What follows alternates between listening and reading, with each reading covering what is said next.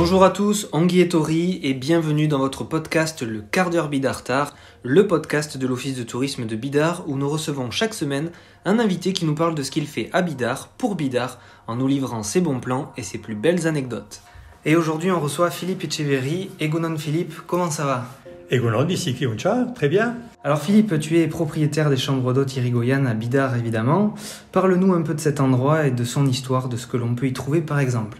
C'est une très longue histoire puisqu'on n'a aucune idée, malgré toutes les recherches que j'ai pu effectuer, de la date de la création. À l'époque, ils ne se souciaient pas de laisser des traces.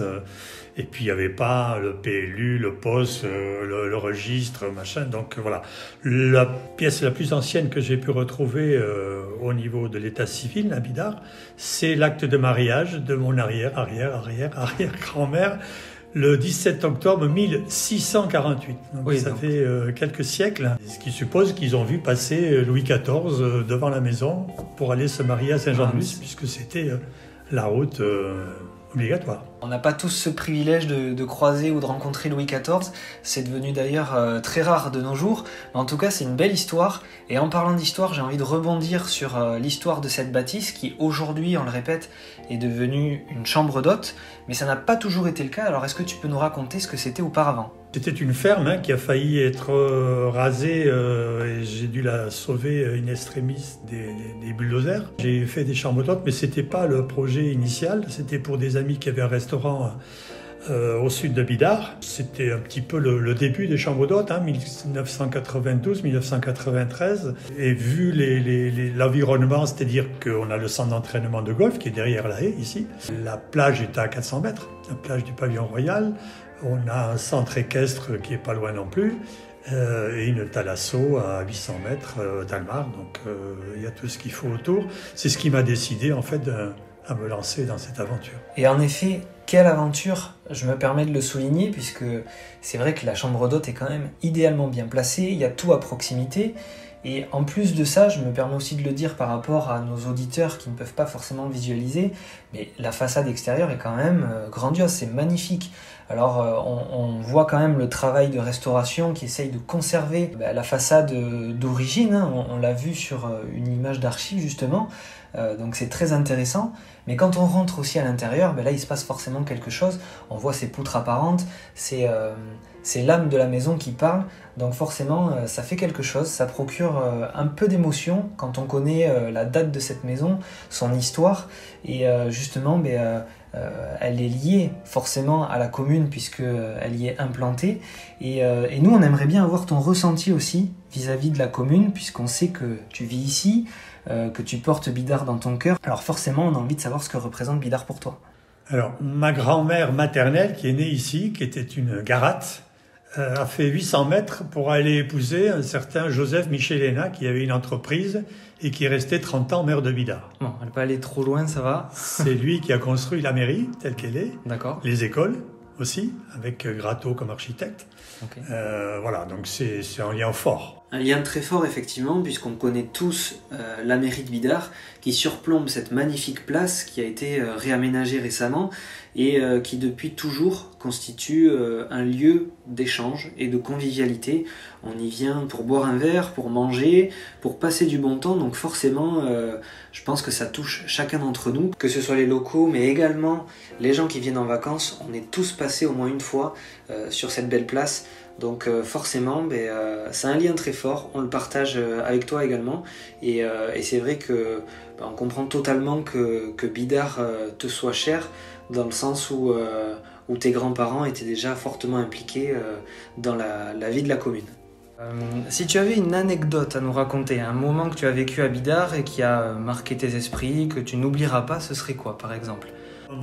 Même plusieurs titres de champion du Pays Basque et de champion de France de Grand Chistera, de mon fils, qui a commencé tout jeune, à l'âge de 7 ans à la Costa Coac, et qui a donc été un des petits champions de la Costa Coac dans la Cesta Punta au Grand Chistera. D'accord, alors justement, qu'est-ce qui l'a motivé à intégrer cette cette Costacoac. Est-ce que tu as aussi œuvré dans cette équipe? Est-ce que la pelote, ça fait partie de l'histoire de la famille également? Non, pas vraiment. Bon, bien que mon oncle ait été champion de France à main nue, mais non, mon fils suivait sa scolarité à l'Icastola à Bidart, puis après au collège à Cibourg, le collège de Cheshka. Donc tout naturellement, et il a fait de la pelote, que ça faisait partie de... Voilà. Après, il a bifurqué. Il a laissé la pelote, il fait du sauvetage côtier et champion d'Europe. Mais voilà, ça fait partie des sports locaux, de la vie locale, auxquels on peut difficilement échapper. Alors on va revenir un instant sur le cœur de ce podcast, qui est quand même les chambres d'hôtes que tu tiens depuis maintenant des années. Et finalement, ça n'a pas été toujours facile au cours de leur histoire. Elles ont même failli ne pas exister à cause de certaines embûches. Alors raconte-nous tout ça. Au départ, c'est une opération de sauvetage du patrimoine. Irez-vous que le maire de l'époque, il y a 27 ans, s'était mis dans l'idée de la raser. Voilà. Okay. Pour faire des logements de vacances, je ne sais quoi d'autre, mais enfin, c'était pas du tout dans l'esprit. Et moi, ça m'a fait très mal au cœur, parce que c'est, outre le fait qu'elle était dans la famille depuis toujours, c'était quand même une des plus vieilles maisons de Bidart, qui avait gardé finalement son âme, parce qu'elle n'avait pas été habitée, donc on n'avait pas fait des baies, des encorbellements et je ne sais quoi, qui fait qu'aujourd'hui beaucoup de maisons ont perdu leur âme, parce que on les a transformées au cours des siècles. Donc elle était restée vieille fille dans son jus, une bouchourdine comme on dit, donc je l'ai aménagée pour faire des chambres d'hôtes. Donc tout a été conçu avec l'architecte au départ pour faire une entrée indépendante. Moi j'ai mes appartements d'un côté, les gens rentrent de l'autre, donc il n'y a pas de gêne de ce côté-là. Et ça a été conçu, ça a été reconçu, Berito en basque, elle a été rénové pour faire des chambres d'hôtes. C'était les premières à l'époque. Il y avait c'était le tout début, entre l'Adour et la Bidassois, j'étais tout seul, en 94. Hein. Voilà, ça remonte quand même à pas mal de temps. Donc ça a été conçu comme ça, et les chambres sont dans les anciens greniers, donc on n'a eu qu'à monter des cloisons, parce que c'était les planchers de chêne qu'il y avait, donc ça n'a pas été difficile, hein. On n'a pas besoin de torturer des murs, ça a été relativement facile à faire. Combien on trouve de chambres ici ? Alors, il y a 5 chambres, et coup de bol, 5 ans après que je les ai aménagées, une loi est passée limitant à 5 le nombre de chambres par maison d'hôte. Donc, j'étais dans les clous. Dans les clous. Et donc, ces chambres, elles ont toute une particularité, c'est qu'elles ont une couleur différente.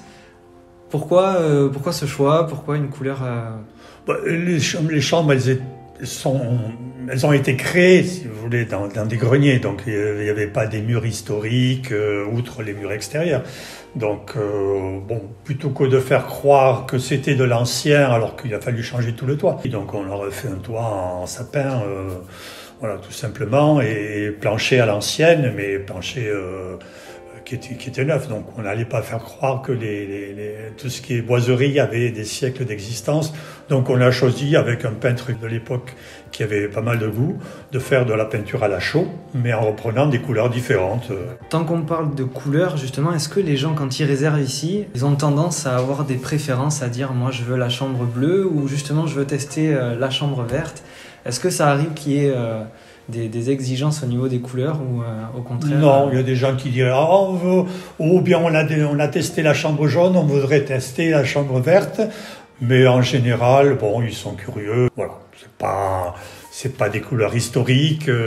D'ailleurs, j'ai eu des histoires aussi pour le bleu d'Arcan que j'ai choisi pour les colombages à la mairie de l'époque. On m'avait fait des histoires.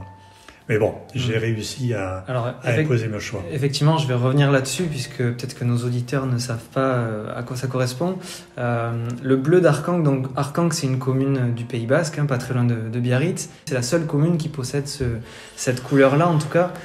C'est la particularité du village où on retrouve ce bleu qui est un bleu canard, qui est aujourd'hui une référence à part entière dans les magasins de bricolage. Donc au lieu de retrouver le rouge basque ou le vert traditionnel, on trouve un bleu un peu canard. Tout à fait. Parce qu'à l'origine, la maison était rouge, comme toutes les maisons au Pays Basque, puisqu'on n'avait pas de pastel, on n'avait pas de couleur. On prenait le sang des animaux qu'on tuait pour les manger, et puis on mettait un petit peu de chaux ou d'huile de baleine, et puis on tartinait les colombages avec ça. Sauf les curés. Les curés qui avaient des moyens à l'époque, si vous regardez autour des églises au Pays Basque, les colombages sont gris. La maison des sœurs, la maison des vicaires, la maison de curé, c'est gris. Voilà. C'est vrai, et en bord de mer, donc il fallait faire l'effort d'entretenir les chaloupes pour aller à la pêche. Donc on faisait venir de la peinture et avec les restants des pots, on peignait les colombages. Alors on avait du bleu, du vert, du rouge même des fois. Voilà. Et Arcang, le marquis d'Arcang, qui était un homme de lettres, avec du goût, il cherchait une couleur pour distinguer les établissements publics, la mairie, les écoles. Et il avait remarqué que dans certaines maisons, dans certaines fermes, on utilisait pour protéger les planchers et les plafonds en bois des récoltes qu'on mettait dessous et de toutes les petites bestioles qui se trouvaient, on utilisait le sulfate de cuivre. Toute cette couleur bleu-vert qu'il a utilisé pour faire donc la couleur des établissements d'Arcang et que j'ai repris aussi. Et heureusement, finalement, puisque c'est vrai que c'est plein de charme, quand on arrive devant cette façade, on ne peut être qu'ébahi et même impressionné, on peut le dire, devant cette vieille bâtisse qui, je pense, a encore de belles années devant elle. Donc Philippe, merci beaucoup. Au nom de toute l'équipe de l'Office de tourisme de Bidart, Mille Esker Solé. C'était un plaisir de te recevoir sur ce premier épisode de notre podcast. De notre côté, on te souhaite tout ce qu'il y a de meilleur pour cette nouvelle année et on espère que nos auditeurs ne manqueront pas de s'arrêter chez toi s'ils sont de passage à Bidart. Quant à nous, on se retrouve la semaine prochaine pour un deuxième épisode de votre podcast. Prenez soin de vous. Issa Nuncha.